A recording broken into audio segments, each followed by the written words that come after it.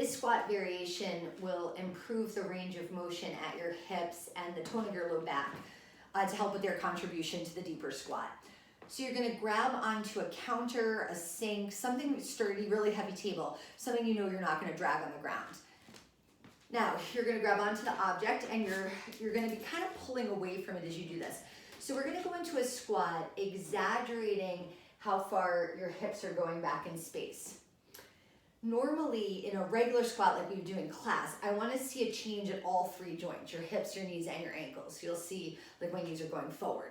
But in this squat, I'm gonna have you do almost no forward shift to the knees so that we can accentuate going back in space. So if you watch the relationship of my knees over my heels, I'm trying to keep my knees above them and really push the hips back and then allow for a bigger hinge forward for my chest. Yes, I know I'm not holding on to something. You're gonna hold on to something as you do that. Okay, so you're gonna end up looking like that.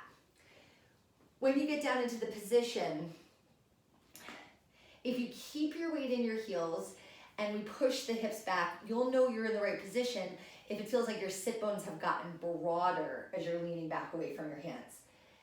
If they feel like they're coming together, that means your pelvis is tucked under and your low back is round. You want to avoid looking like that. In that first variation, I was pulling my body away from my support object. This time I'm going to do the same look to a squat, but I'm going to have my support object behind me. So you can either stand with the back of your leg against like the lowest stair on a staircase, or I'm just using this chair pushed against the wall so that it's stable. So I've got the back of my legs against the slats, and then I'm going to do the same thing. I'm going to start the squat without letting my shins shift off the chair or the stair, and I'm going to exaggerate bringing my hips back in space, and for where the ankles can't really change, I'm exaggerating the hinge forward for my upper body. Now, even as deep as I am in this, my tush is not hitting like the back of the chair yet, so you have plenty of room for range of motion. I'm gonna go ahead and take my arms up just to give a little balance.